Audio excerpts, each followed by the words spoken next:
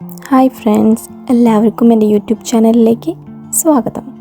ഇന്നത്തെ വീഡിയോയിൽ എഡിൻബ്രയിലെ ഫേമസ് ആയിട്ടുള്ള എഡിൻബ്ര കാസിലാണ് നമ്മൾ ആദ്യം കാണാൻ പോകുന്നത്. ലോകത്തിലെ തന്നെ ഫേമസ് ആയിട്ടുള്ള ഒരു കാസിലാണ് എഡിൻബ്ര കാസിൽ. ഈ കൊട്ടാരത്തിൻ്റെ വളരെ പ്രധാനപ്പെട്ട ഒരു പ്രത്യേകത എന്ന് പറയുന്നത് 340 ദശലക്ഷം വർഷങ്ങൾക്ക് മുമ്പ് നശിച്ചു പോയിട്ടുള്ള ഒരു അഗ്നിപർവ്വതം, അതിൻ്റെ മുകളിലാണ് ഈ ഒരു കൊട്ടാരം ഇരിക്കുന്നത്.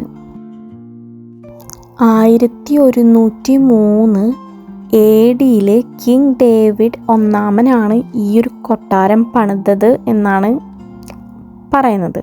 അപ്പം അത്രയധികം വർഷങ്ങൾക്ക് മുമ്പ്, എത്ര ആയിരക്കണക്കിന് വർഷങ്ങളുടെ ഹിസ്റ്ററി ഉറങ്ങുന്ന ഒരു സ്ഥലം കൂടിയാണത്. അവിടെ നിന്ന് നേരെ ഞങ്ങൾ പോയത് വിക്ടോറിയ സ്ട്രീറ്റിലേക്കാണ്. എൻ്റെ പേഴ്സണൽ ഫേവറേറ്റ് ആയിട്ടുള്ള എഡിൻബ്രയിലെ ഒരു സ്ട്രീറ്റാണ് വിക്ടോറിയ സ്ട്രീറ്റ്. എനിക്ക് ഈ സ്ട്രീറ്റ് ഇത്രയധികം ഇഷ്ടപ്പെടാൻ കാരണം അതിൻ്റെ ബ്യൂട്ടി തന്നെയാണ്. ഇവിടെ സ്കോട്ട്ലാൻഡിൽ അല്ലെങ്കിൽ എഡിൻബ്രയിൽ എത്തിയപ്പോൾ ഒരുവിധം എല്ലാ ബിൽഡിങ്സും ഏകദേശം ഒരുപോലെയാണ് എനിക്ക് തോന്നിയത്. പക്ഷെ ഇവിടെയാണ് ഇത്രയധികം കളർഫുള്ളായിട്ട് ഞാൻ കണ്ടത്. എനിക്ക് ആ കളർഫുള്ളും ആ ഒരു സ്ട്രീറ്റിൻ്റെ ഒരു ഷേപ്പും അതെല്ലാം ഭയങ്കരമായിട്ട് ഇഷ്ടപ്പെട്ടു. ഒരു നിഗൂഢത നിറഞ്ഞ പോലെയാണ്. ഇത് ഈ വീഡിയോയിൽ കാണുന്ന പോലെ ഒന്നല്ല, ഇതിനും മനോഹരമാണ് നമ്മൾ നേരിട്ട് കാണുമ്പോൾ. ഇതാണ് വേൾഡ് ഫേമസ് ആയിട്ടുള്ള ഹാരി പോട്ടർ സ്റ്റോറിയുടെ ബർത്ത് പ്ലേസ്. അതുപോലെ ഈ വിക്ടോറിയ സ്ട്രീറ്റ് കണ്ടിട്ടാണ് ഹാരി പോട്ടറിൻ്റെ ഓഥറായിട്ടുള്ള JK റോളിങ്സ് അദ്ദേഹത്തിന് ആ ഫിലിമിൽ തന്നെ ഒരു ഡയഗണൽ അലി എന്ന് പറയുന്ന ഒരു സ്ട്രീറ്റ് ഉണ്ട്. അതായത് നമ്മുടെ ഹാരി പോട്ടറിനെയും കൊണ്ടിട്ട് ഇതുപോലെ മന്ത്രവാദത്തിൻ്റെ കുറേ ഐറ്റംസൊക്കെ മേടിക്കാൻ പോകുന്ന ഒരു സ്ട്രീറ്റ്. അത് ഈ വിക്ടോറിയ സ്ട്രീറ്റിൻ്റെ ഇൻസ്പിറേഷനിലാണ് അദ്ദേഹം ആ ഫിലിമിൽ കൊണ്ടുവന്നിട്ടുള്ളത്. അതുകൊണ്ട് തന്നെ ഈ വിക്ടോറിയ സ്ട്രീറ്റിൽ ഒരുപാട് ഹാരി പോട്ടറിൻ്റെ തിങ്സ്, അതായത് ആ ഫിലിമിൽ ഉപയോഗിച്ച പോലത്തെ സ്റ്റിക്കുകൾ, ബുക്സ്, പിന്നെ ക്ലോത്തുകൾ, ഒരുപാട് ഐറ്റംസ് ഉള്ള ഒരുപാട് കുഞ്ഞു കുഞ്ഞു ഷോപ്പുകൾ അവിടെ ഒരുപാടുണ്ട്. എഡിൻബ്രയിലെ വളരെ പ്രധാനപ്പെട്ട ഒരു അട്രാക്ഷൻ അല്ലെങ്കിൽ ഒരു ഫേമസ് ആയിട്ടുള്ള ഒരു സ്ട്രീറ്റും കൂടിയാണ് വിക്ടോറിയ സ്ട്രീറ്റ്. അവിടെ നിന്ന് ഞങ്ങൾ പോയത് ഭയങ്കര ബ്യൂട്ടിഫുള്ളും പീസ്ഫുള്ളുമായിട്ടുള്ള ഡീൻ വില്ലേജിലേക്കാണ്.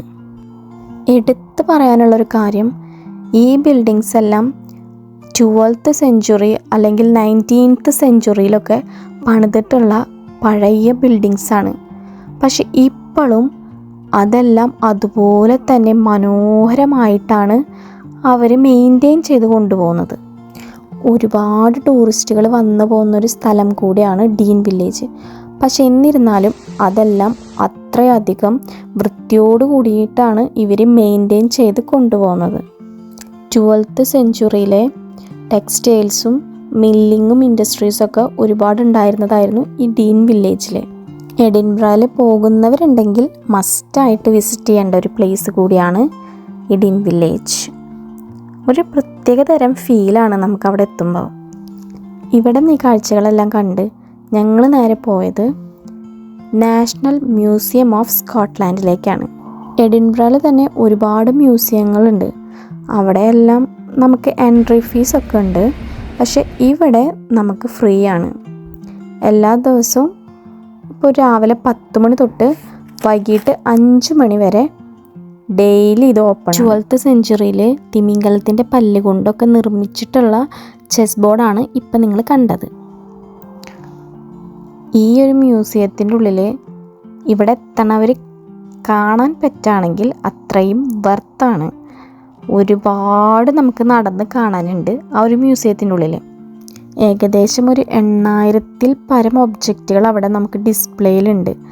അതുപോലെ 3.5 ബില്യൺ ഇയേഴ്സിൻ്റെ ഹിസ്റ്ററി കൂടിയാണ് ഈ ഒരു മ്യൂസിയത്തിനുള്ളിൽ നമുക്ക് കാണാനുള്ളത്.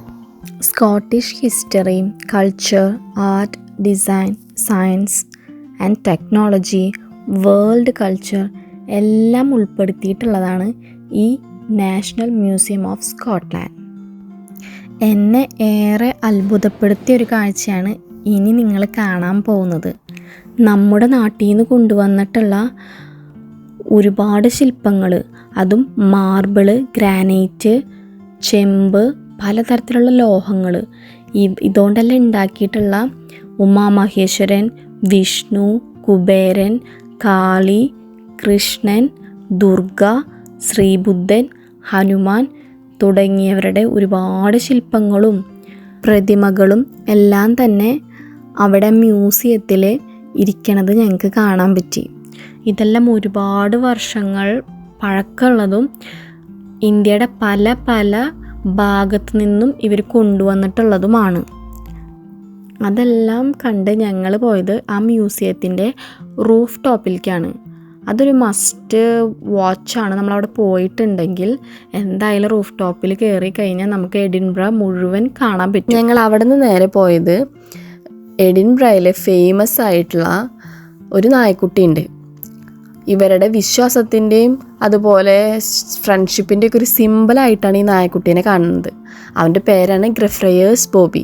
തൻ്റെ യജമാനൻ മരിച്ചതിന് ശേഷം ഒരു 14 വർഷം ആ യജമാനൻ്റെ കല്ലറയുടെ മുന്നിലാണ് ഈ ബോബി കാവൽ കിടന്നിരുന്നത്. അതുകൊണ്ട് തന്നെ അത്രയും ഒരു ഡിവോഷണലും ഫ്രണ്ട്ഷിപ്പിൻ്റെയും ലോയൽറ്റിയുടെയും എല്ലാം സിമ്പിളായിട്ടാണ് ബോബിനെ ഇവിടെ കാണണത്. അങ്ങനെ ഈ നിഗൂഢതയുടെ മണ്ണിനോട് ഞങ്ങൾ യാത്ര പറയുകയാണ്.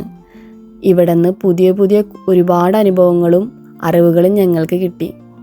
ഈ വീഡിയോ നിങ്ങൾക്ക് ഇഷ്ടപ്പെടുകയാണെങ്കിൽ ലൈക്ക് ചെയ്യാനും ഷെയർ ചെയ്യാനും സബ്സ്ക്രൈബ് ചെയ്ത് സപ്പോർട്ട് ചെയ്യാനും മറക്കരുത്. ഞാൻ ആദ്യമായിട്ടാണ് ഇങ്ങനെ വീഡിയോസ് എടുക്കുന്നതും എഡിറ്റ് ചെയ്യണതുമെല്ലാം. സോ അതുകൊണ്ട് ഒരുപാട് മിസ്റ്റേക്സ് ഒക്കെ ഉണ്ടാവുമെന്ന് എനിക്കറിയാം. അതെല്ലാം നിങ്ങൾ ക്ഷമിക്കണമെന്ന് ഞാൻ അഭ്യർത്ഥിക്കുന്നു.